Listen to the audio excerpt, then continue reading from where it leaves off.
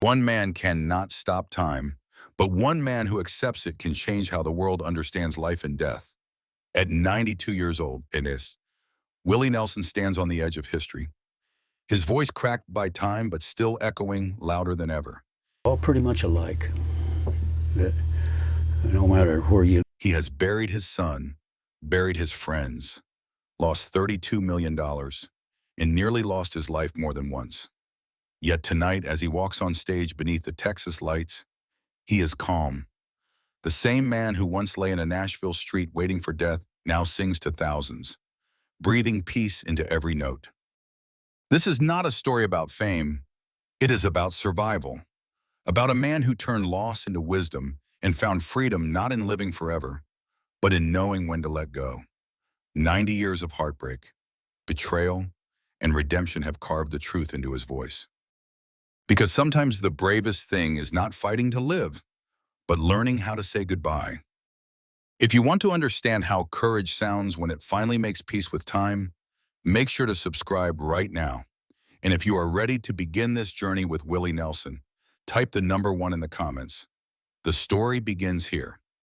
April 29, 2025, Austin, Texas. 92-year-old Willie Nelson stepped onto the stage under a fading sunset, his guitar trigger resting against his chest. The same battered Martin N20 he had played for more than 50 years. 15,000 people stood waiting.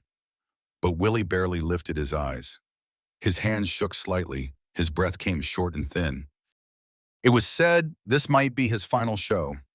Doctors had warned him weeks earlier that his left lung, the one that had collapsed back in Maui in 1981, was failing again. But Willie refused to stop. He told his wife Annie that if this was the night, then let the lights be bright. As the band began Blue Eyes Crying in the Rain, something in him shifted. The rhythm slowed, his voice cracked, and for a heartbeat the crowd went silent. In that stillness lived a ghost, the memory of his son Billy Nelson, 33 years old when he ended his life on Christmas Day in 1991. That number followed him everywhere. 33, the age of Christ, the age of loss, the season when every family gathers. His was torn apart. For more than 3 decades, Willie carried that number like smoke trapped in his lungs. He had buried friends, outlived legends, Waylon Jennings, Johnny Cash, Chris Christopherson. Yet that single phone call on a cold Christmas afternoon had cut deeper than any wound. Standing beneath the lights, guitar pressed against his heart, Willie said softly into the silence, "When you have already died once inside, what is left to fear?" For a long moment, the arena froze. 15,000 people watching a man who had lost everything that could be lost. Still standing, still singing. For Willie Nelson, the show does not end. It only fades into silence. Long before the bright lights of Austin, long before the world called him a legend, Willie Nelson was just a barefoot kid chasing dust across the Texas plains.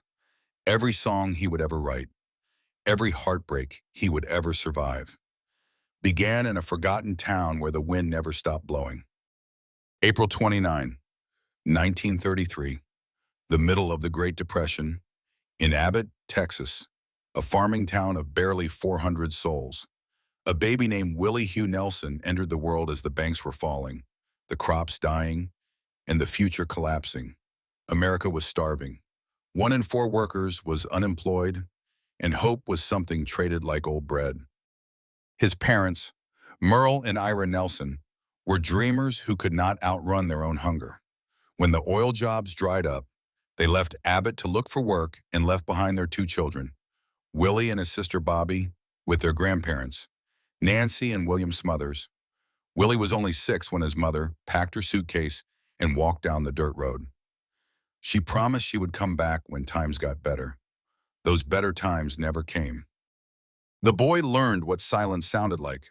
Nights in that creaking farmhouse. He could hear the wind rattle the roof like an old guitar string out of tune. But his grandparents refused to let sorrow take root. They filled the house with music, gospel hymns, old cowboy songs, and the kind of faith that does not come from books. At 6, Willie got his first guitar, bought secondhand for $6, More than a week's wages in Abbott. It was small, splintered, and smelled of tobacco and pine. But to Willie, it was the first thing in his life that did not leave him. By 7, he had written his first song. It was crude, 3 chords and a confession, but it was his. During the boiling Texas summers, he worked in the cotton fields beside migrant laborers, earning 3 cents a pound while the sun scorched his back. He was a child doing a man's work, bleeding through his fingertips, learning the rhythm of survival long before he learned to count bars of music. Every night after the fields went quiet, Willie sat on the porch, his hands raw, strumming that little guitar until the stars came out. The strings cut deeper than the cotton ever could, but the pain felt holy. In those lonely songs, he found what love and family had failed to give him, something that stayed. His sister Bobby played piano in the local church, and together they sang at funerals, revivals, and barn dances. The pay was a few nickels in a coffee tin, but it was enough. People said that when Willie sang, even the cicadas stopped buzzing. Abbott did not know it then, but that barefoot boy, covered in dust and sunlight, would one day carry Texas to the world. He would sing for presidents, outlaws, and drifters alike. But at 6 years old, he did not dream of fame. He just wanted someone to stay. The wind kept blowing, and the boy kept singing. By the time Willie Nelson turned 20, the barefoot boy from Abbott had turned his calloused hands into instruments. His songs were rough, aching, and honest, the kind of music that could make a stranger cry without knowing why. He was not chasing fame yet. He was chasing a way out of the hunger, the silence, and the ghosts of his childhood. In the late 1950s, Nashville was the promised land for every country singer with a dream. But for Willie, it felt more like a storm. He arrived with a handful of songs, a battered guitar, and $27 in his pocket. That money paid for 1 week's rent and 2 cups of coffee. He slept in cars, sold encyclopedias door to door, and pumped gas to stay alive. Record labels rejected him again and again. They said his voice was too nasal, his phrasing too strange, his sound too raw. Nashville wanted shiny smiles and clean suits. Willie sounded like gravel and heartbreak, but he kept writing. Every night, smoke curling around him like ghosts. He wrote songs that would one day become classics. He sold some of his best work for pennies. Crazy went to Patsy Cline and sold millions. Funny How Time Slips Away went to Billy Walker. Nightlife went to Ray Price. Each song climbed the charts, but not under his name. Willie once joked that he was the richest broke man in Nashville. By 1962, at 30 years old, he finally signed a deal with Liberty Records. He was broke, exhausted, and still sleeping on friends' couches.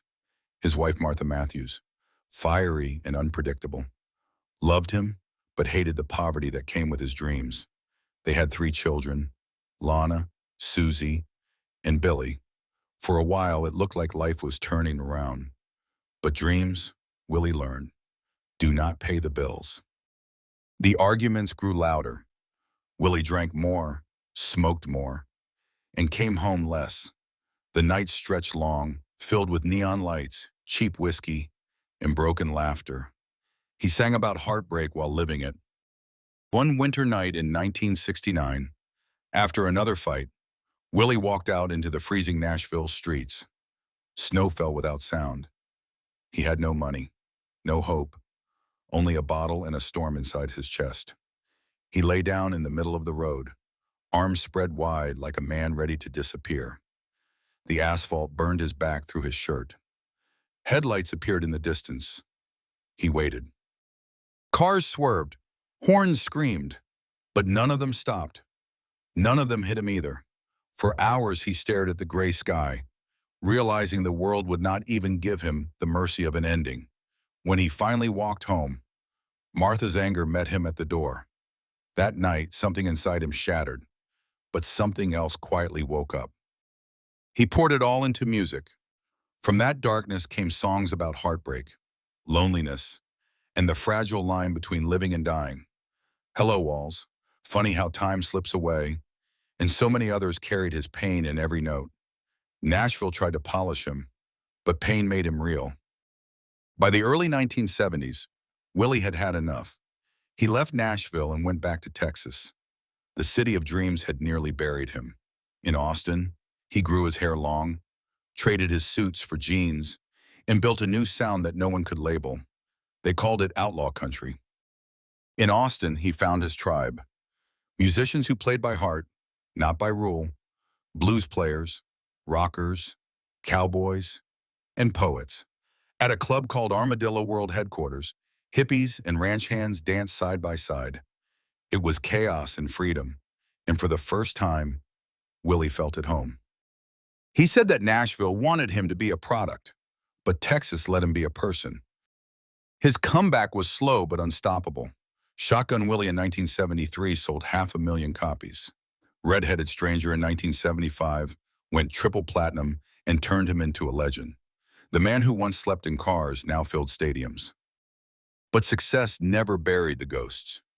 Willie still carried the ache of being left behind, the guilt of broken love, and the weight of a father always on the road. At every show, when he played Blue Eyes Crying in the Rain, his voice softened like a prayer for the man who once lay in the street waiting for death, but found his reason to live instead.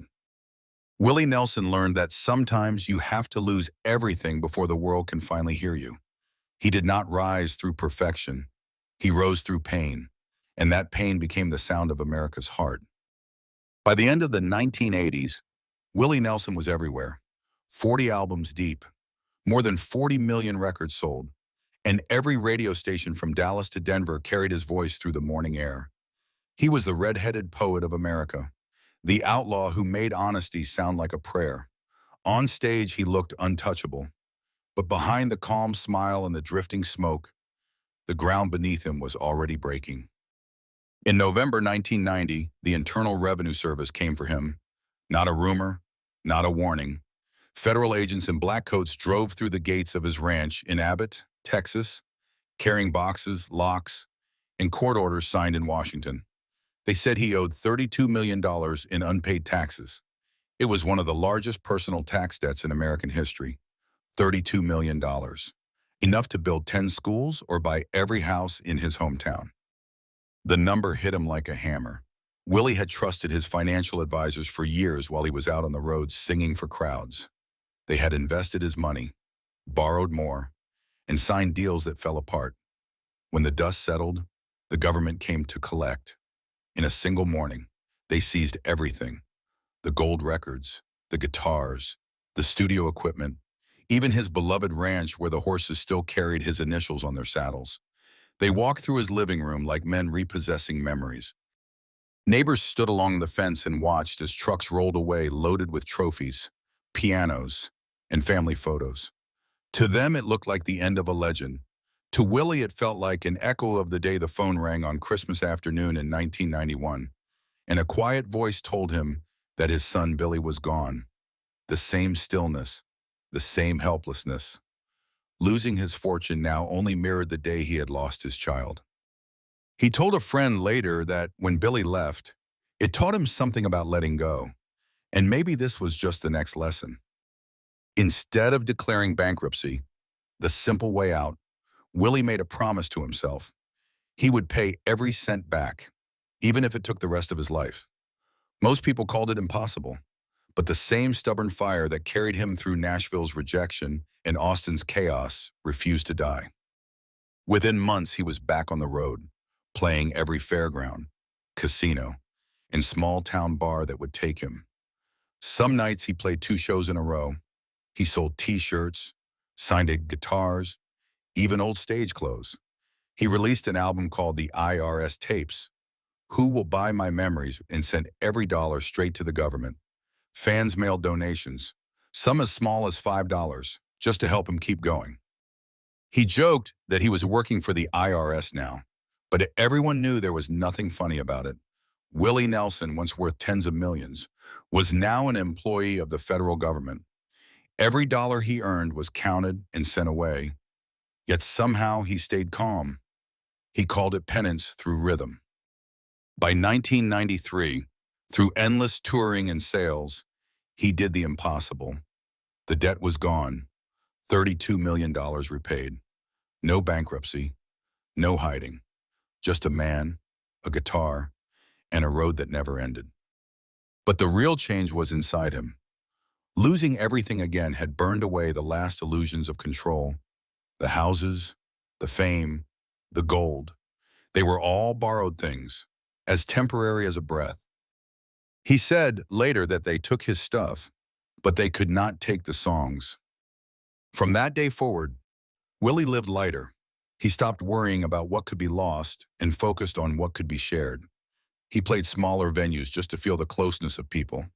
He spent more time with his wife Annie, more time with his sister Bobby, more time breathing the Texas air that had raised him. He never forgot Billy. Some nights during soundcheck, he would look at the empty microphone beside him and speak a few quiet words no one else could hear.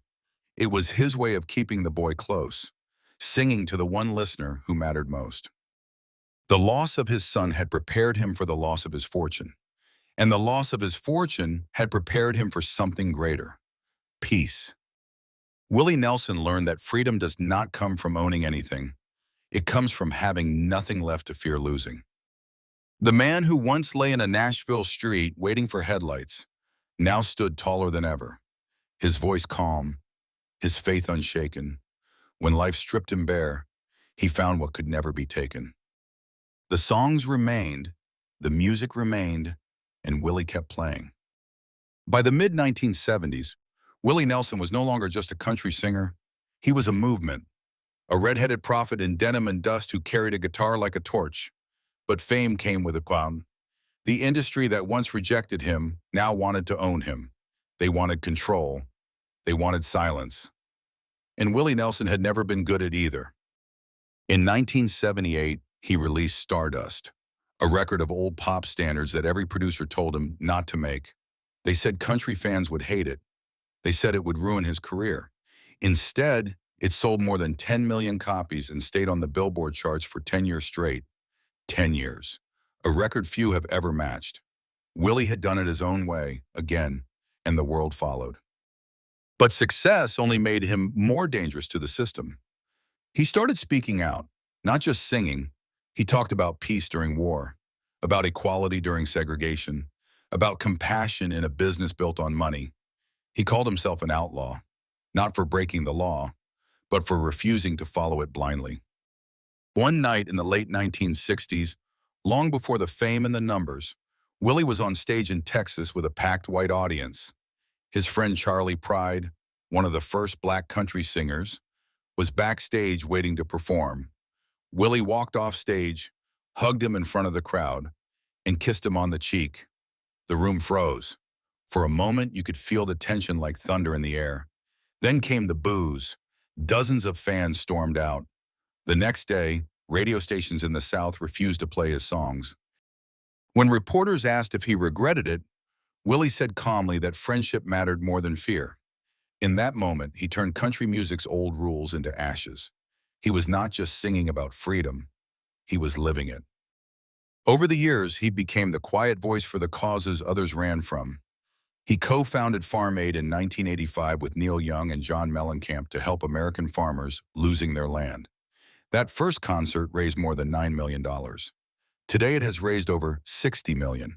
While politicians gave speeches, Willie picked up his guitar and fed families. He also became one of the earliest public supporters of marijuana reform, long before legalization, long before Hollywood joined the cause. Willie stood up and said the plant had saved his life. He had been arrested 4 times for possession, once in Louisiana where police found a pound of marijuana in his car. Each time he walked out smiling, paid the fine, and went back to writing songs.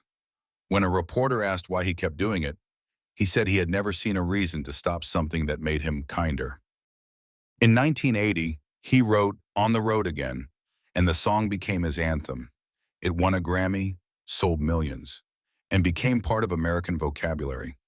Everyone sang it, from truck drivers to presidents. Yet behind the humor and the rolling rhythm was a deeper truth. The road was not escape, it was survival. As the years passed, his activism grew louder. He campaigned for the environment, animal rights, and human equality. He recorded "Cowboys Are Frequently Secretly Fond of Each Other" in 2006, a playful, tender song about gay cowboys that shocked the conservative heart of country music. Fans burned his albums. Radio stations banned the track, but Willie laughed and said that love was love, and no song about kindness should make anyone angry. Then came 2018. America was divided. Politics were on fire, and Willie did what he had always done. He picked up his guitar and sang "Vote Them Out." The lyrics were simple, direct, and fearless. He played it live in Austin just weeks before the midterm elections. Some fans cheered, others shouted betrayal.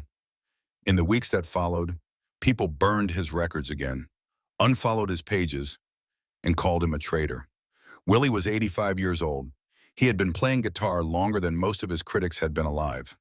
When asked if he was worried about losing fans, he smiled and said that he never counted them to begin with. What made him remarkable was not rebellion for rebellion's sake. It was the calm in his defiance. He did not fight to be right. He fought to be real. He once said that courage was not standing in front of bullets. It was standing in front of lies. Every time he took a stand, it cost him, and every time he spoke, someone tried to silence him. Yet the man who had lost a son, a fortune, and almost his life had nothing left to fear. You cannot threaten a man who has already made peace with loss. By his 80s, Willie Nelson was more than a musician. He was a compass. The songs were still there, but behind them was something deeper. A man who refused to bend, who turned every scar into a verse. He did not ask to be followed. He simply kept walking, head high, guitar on his back, singing for those who could not, and somehow, the world, loud and broken as it was, still stopped to listen. August 17th, 2024, Maui, Hawaii. The morning sun spilled over the ocean like gold, and Willie Nelson, 91 years old, sat quietly on his porch with his guitar resting across his knees. The waves rolled slow and steady, the way his breath used to sound before time started to steal it away. For most people, 91 is a finish line. For Willie, it was another verse. He had outlived presidents, outlasted trends, and watched the men who built outlaw country beside him vanish one by one. Waylon Jennings gone in 2002, Johnny Cash gone in 2003, Chris Christopherson, the youngest of them, gone in 2024, and now Willie Nelson stood alone, the last highwayman. He once said that being the last one left is not victory, it is a burden. Every funeral felt like losing a chapter of himself. When Cash died, Willie lost his shadow. When Waylon passed, he lost his laughter. When Chris left, he lost his mirror. He said the silence afterward was louder than applause. The years had not been kind to his body. Decades of smoke and stage lights had scarred his lungs. His left lung had collapsed in 1981, and by 2015, the doctors said the damage was permanent. He underwent stem cell surgery, an experimental treatment meant to help him breathe again. For months, he could barely speak. People whispered that the voice of America's outlaw was finally gone. Then came May 2022. COVID found its way to his tour bus in Nashville. For a man with chronic lung disease, it should have been the end. The oxygen level in his blood dropped below 80%. His wife Annie called doctors, nurses, anyone who would answer. She turned their home into a hospital, lining the walls with medical machines. For 6 days, Willie hovered between waking and silence. Annie said later that she watched him sleep and counted every breath like a prayer. On the 7th day, his fever broke. When he opened his eyes, he smiled and asked if the show was canceled. It was not humor. It was defiance. He had survived again. The close call changed him. He told friends that dying was not as dramatic as people imagine. It just felt like getting tired. The fear had burned away, leaving only peace. He learned that death is not the enemy. The real enemy is clinging to life until you forget how to live. After his recovery, he went back on tour. In 2023 alone, he played over 70 shows across the United States, more than most musicians half his age. On stage, he sometimes forgot lyrics, sometimes lost his breath, but the crowds did not care. They came to witness something holy, a man singing on borrowed time. At one show in Los Angeles, after finishing Always on My Mind, Willie looked out at the sea of faces and said softly that the hardest part of living is learning when to let go. The crowd went silent. No music, no sound, just the truth hanging in the air. He was not running from death anymore. He was walking beside it. The years after 2020 were quieter. He spent more time on his ranch in Luck, Texas, which he built decades earlier as a movie set for Red-Headed Stranger. He once joked that luck was a good name because if you are not there, you are out of luck. There were about 70 rescued horses on the property, all saved from slaughterhouses, all free to roam. Each morning he fed them himself. Willie said those horses reminded him of musicians, born wild, used hard, and just hoping for peace at the end. When friends visited, they found him sitting on the porch with his sister Bobby, still playing piano at 92, still calling him her little brother. Together they played gospel songs, the same ones their grandparents taught them in Abbott nearly a century earlier. He still smoked a little, still laughed a lot, and still believed that songs could heal what time could not. He spent his birthdays quietly, strumming under the Texas sky. His 90th birthday concert in 2023 filled the Hollywood Bowl with more than 17,000 people. 2 nights of tributes, over 40 guest artists from Keith Richards to Sheryl Crow, all singing his songs back to him. When asked what it felt like, Willie said it was like attending his own funeral, but with better lighting. Through it all, he kept writing. Late at night, long after the cameras were gone, he sat at his kitchen table with a cup of coffee gone cold and filled notebooks with lines about faith, loss, and the strange mercy of getting old. He said that age was not a thief. It was a teacher. It taught him that no one really owns anything. Not love, not fame, not even breath. You only get to borrow them. Now, when he walks on stage, his steps are slower, his words softer. He does not try to fight time anymore. He plays alongside it. Each show feels like a farewell, but he never calls it that. For Willie Nelson, goodbyes are just pauses between songs. He knows the road is shorter ahead than behind, and he is ready for it. Ready to rejoin his friends, ready to rest, but never ready to stop singing. He once said that music does not end when the singer is gone. It lingers, like smoke after a fire, drifting into the next room, the next life. And when that day comes, when the lights finally fade and the last note falls, Willie Nelson will not vanish. He will simply move to another stage, somewhere beyond the noise, still strumming, still smiling, still free.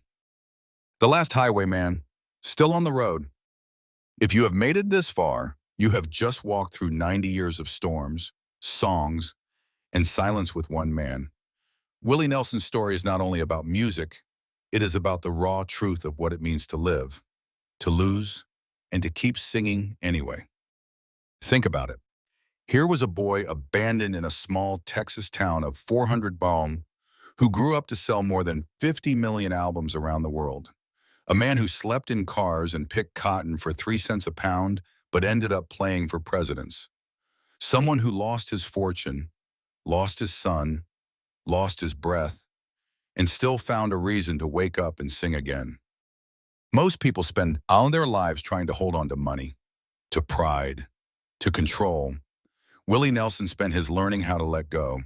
That is the real secret hidden inside his songs. When he lost his son Billy, he learned that love is not measured by how long it lasts, but by how deeply it changes you. When he lost his fortune to the IRS, he discovered that freedom is not about what you own, but about what you can live without. And when he faced death itself, he realized that fear disappears the moment you stop running from it. He has outlived his friends, his rivals, and the critics who said he would never last. Yet he still stands on stage, guitar pressed to his chest, voice cracked by time but shining with truth. What makes Willie's story powerful is that it is not about perfection. It is about persistence. It is about the courage to start over when life burns everything you built. It is about learning that peace does not come from winning. It comes from accepting. His life reminds us that happiness is not hiding somewhere in the future. It lives in the small moments. A porch, a sunset, a song that reminds you who you are. He has shown that getting older is not the same as growing weaker. Sometimes it is the only way to grow wiser. And maybe that is why his voice still matters. Because in a world that never stops talking, Willie Nelson still knows when to stay quiet. He listens, he breathes, he plays, and somehow that simple act of being honest has become revolutionary. If you take one thing from his journey, let it be this. Life will take things from you, people you love, dreams you chase, even the strength you once had. But if you keep a song in your heart, you will never be truly empty. Pain may break your body, but it can polish your soul. Willie once said that we are all just passing through, here for as long as we are here. So while you are here, play your song, whatever it is, however rough it sounds, play it until the silence feels alive again. If you are still watching right now, thank you for walking this road with us. You have just witnessed one of the most extraordinary lives in American music. If this story touched you, make sure to subscribe to the channel so you do not miss the next journey we share together. And if you are still here, if you have watched all the way to this moment, tell us by typing the number 1 in the comments.